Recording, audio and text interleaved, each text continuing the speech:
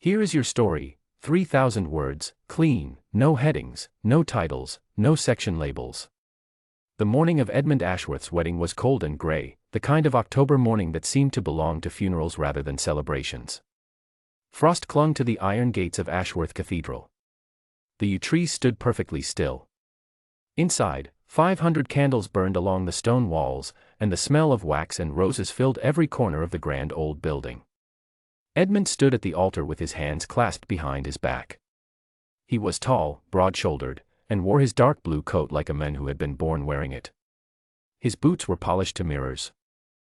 His expression was closed, the way a door is closed when the person behind it has no intention of answering. He had agreed to this marriage because his advisor had explained it clearly. The Vane family owned 3 counties in the north, and their land connected directly to the Ashworth railway contracts. It was not a romantic arrangement. Edmund did not believe in romantic arrangements. He believed in outcomes. He had never met his bride. This was not unusual for the time, and Edmund had not asked for an introduction. Names were sent. Papers were signed. A wedding date was agreed upon. He had been told that Lady Cecily Vane was 24 years old, that she walked with a slight limp, and that her family had fallen into debt following a poor investment 3 years prior. He considered this sufficient information. His cousin, Lady Hargrove, sat in the second pew, wearing a hat with an enormous blue feather that trembled every time she moved her head.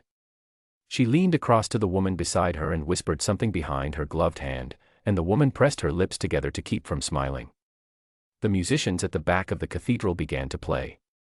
Edmund turned his head toward the great wooden doors. They opened. Lady Cecily Vane entered on her father's arm.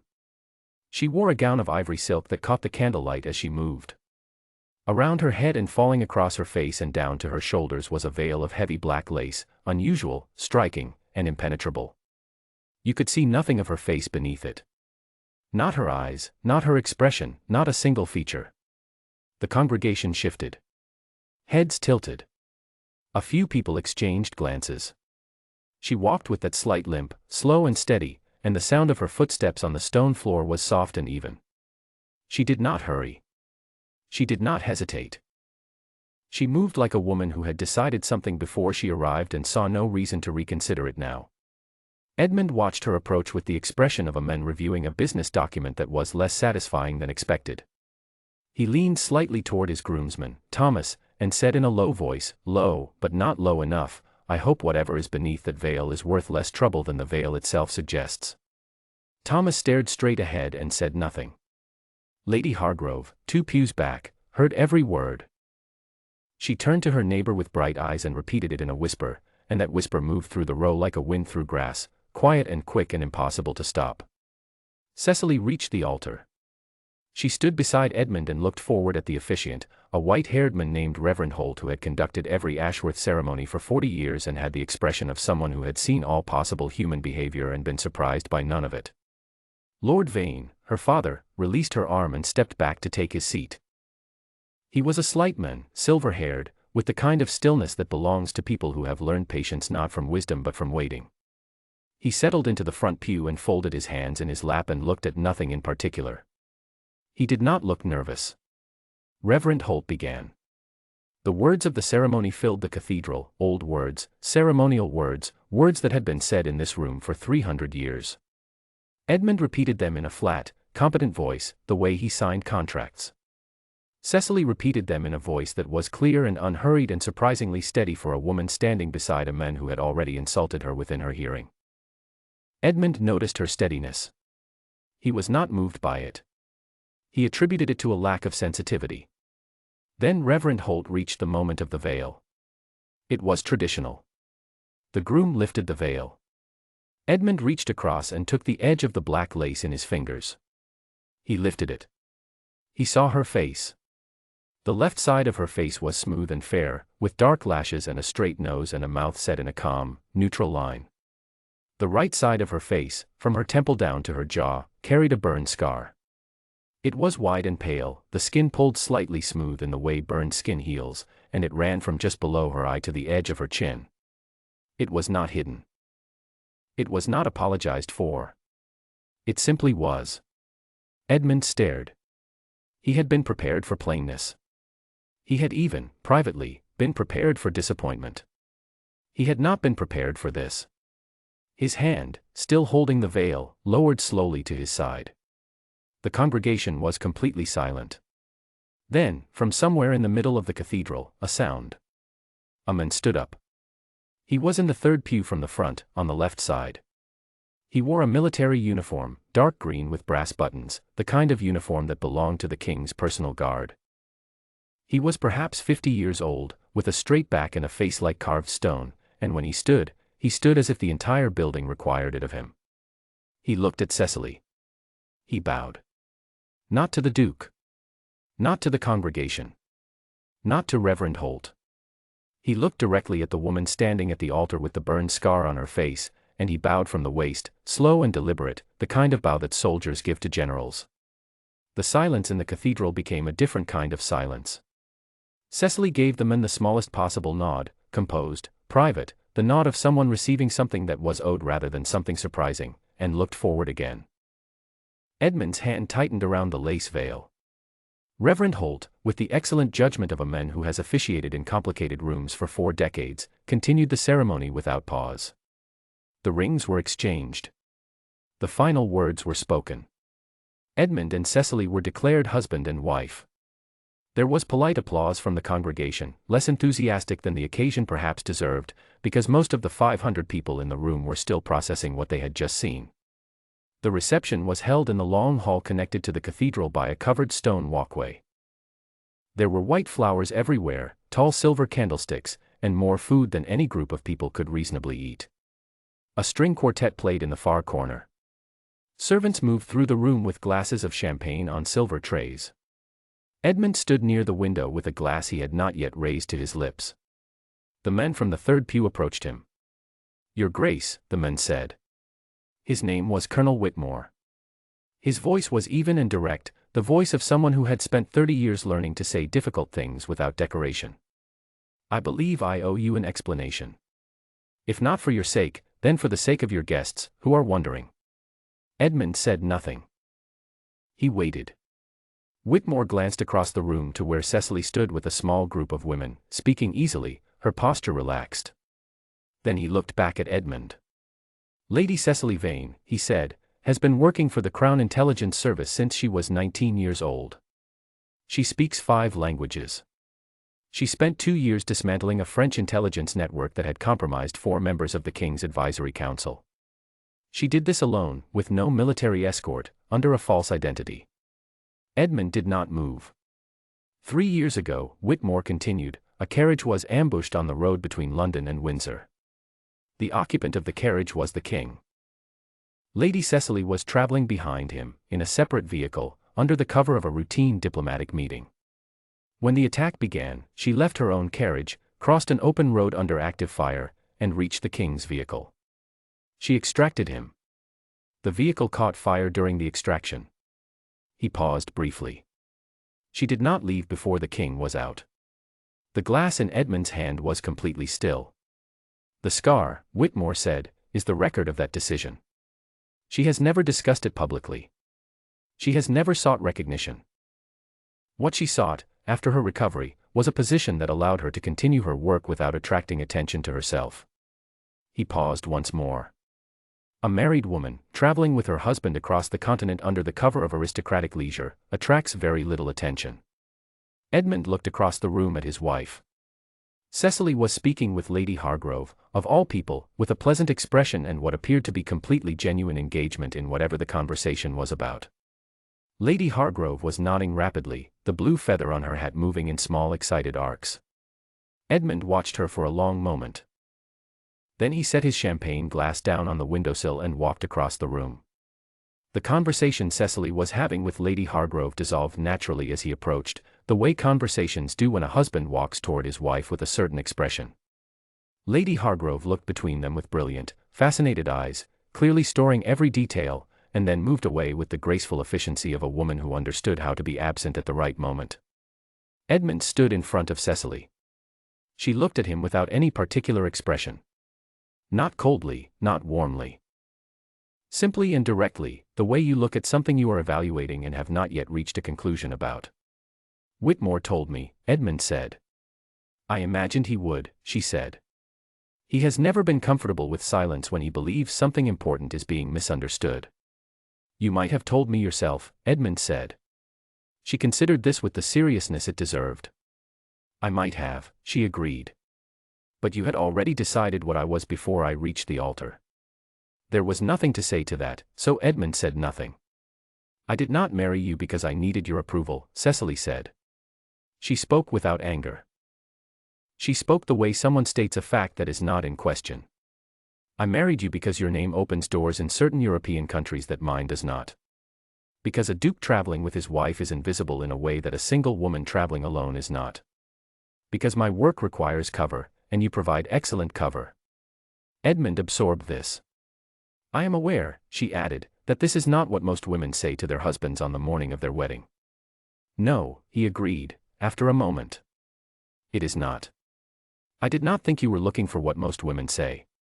She left him standing there and walked to the dining table, where the seating cards were arranged in neat rows. She found her card, examined the placement, appeared to decide it was acceptable, and set it down. Edmund stood alone in the middle of his own wedding reception and looked at his scar in the window's reflection, barely visible, running from his jaw to just below his right ear, the souvenir of a cannon shell that had passed too close outside Brussels in 1814.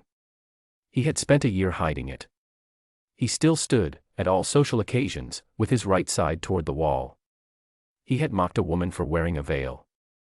The thought arrived quietly and stayed.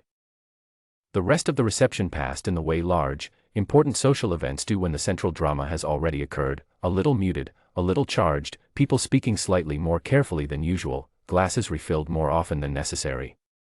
Lady Hargrove spent the latter part of the afternoon in a close, animated conversation with three friends that Edmund could see from across the room was moving at speed in the direction of London, where it would arrive well before they did.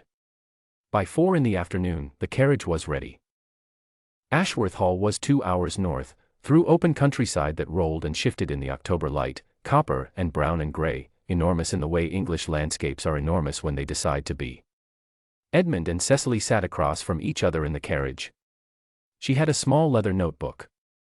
She had produced it from somewhere in the folds of her wedding dress with the ease of someone who always had a notebook nearby and saw no reason to stop having one simply because it was her wedding day. She was writing in it, small neat letters, without apparent concern for the company. Edmund watched the countryside pass. After a long while, he said, "Does it hurt?" Cecily looked up from her notebook. She knew immediately what he meant. "Not anymore," she said. It did. For a long time it did. She considered the question further, with the honest seriousness she seemed to give all questions. There are days when the cold weather makes the skin tight. That is uncomfortable. But pain, no. Not for some time. He nodded. She looked at him. "You have one too," she said. It was not a question. Edmund's jaw tightened slightly. "A small one." "I noticed it at the altar," she said. "You stand with your right side away from people." He said nothing. "You do not have to," she said. Then she looked back down at her notebook and continued writing. Edmund watched her write for a while. The carriage moved through a long corridor of elm trees, bare-branched, tall, reaching over the road so that the fading afternoon light came through them in long parallel lines. "I owe you an apology," he said. Cecily did not stop writing. "Yes," she said. "What I said this morning, at the cathedral. Before the ceremony." "I heard it," she said. "I know." She finished whatever she was writing, closed the notebook, and held it in both hands in her lap. She looked across at him steadily. Her scar caught the light from the carriage window. She did not turn away from it. "The apology is accepted," she said. "Not because what you said was a small thing. It was not a small thing. But because I am not in the practice of carrying what other people said about me. It is heavy, and I have found that it slows you down." Edmund looked at her. "I carried it for a while," he admitted. He was not certain why he was saying this to her. He was not, as a general rule, a man who said things like this. People's opinions of the scar. "And now I hide it," he said. "Which I understand is different. It is very different, she agreed, without cruelty. The carriage went over a stone bridge, and they both felt the slight change in the road surface, the brief roughness, and then the smooth lane again on the other side. Cecily looked out the window at the river below, dark green in the autumn light, running fast between banks of yellow grass. "What is the notebook?"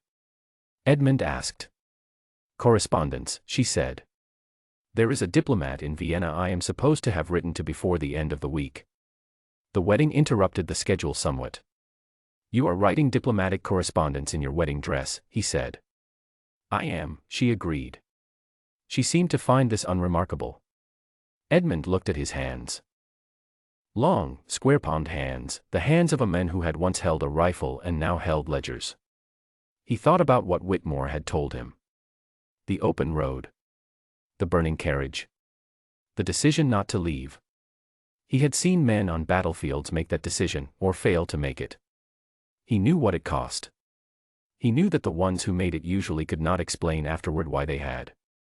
They simply said, there was no other option. There was no question of leaving. He looked at Cecily, who was writing in her notebook again, the carriage moving through the open fields now, Ashworth Hall somewhere ahead in the gray October distance. "Will you travel?" he asked. "For the work?" "Regularly," she said, still writing. "I will be gone sometimes for weeks." "And you will not tell me where?" "I will tell you what I can," she said. She looked up briefly. "More than I would tell most people. You should know that." He nodded slowly. "You are taking this more calmly than I expected," she said. "I have had a somewhat unusual day," he said. Something crossed her face then, not quite a smile, not quite amusement, but something between them, brief and genuine, and gone before it fully arrived. "Yes," she said. "We both have." The carriage turned through the gates of Ashworth Hall, and Edmund saw the house rising ahead of them at the end of the long stone drive, gray stone and tall windows and ivy climbing the east wall, his home for 32 years, the same as it had always been. He had woken that morning certain of what his life would be. A wife who kept to herself. A marriage that existed on paper, convenient and contained. An arrangement. He looked at the woman across from him, writing in her notebook in her wedding dress in the fading afternoon light, building whatever quiet architecture her work required, as she had been doing for years before he ever appeared in her calculations and would go on doing with or without his participation. He thought, I do not know this person at all. He thought, that is the first interesting thing that has happened to me in a very long time. The carriage stopped. A footman opened the door. Cold air came in from outside, sharp and clean, carrying the smell of rain coming from the north. Cecily stepped out first. She stood on the stone drive and looked up at the house, her notebook in one hand, the October wind pulling at the edge of her wedding dress. Then she looked back at him, waiting for him to step down. Not with warmth, not with coldness.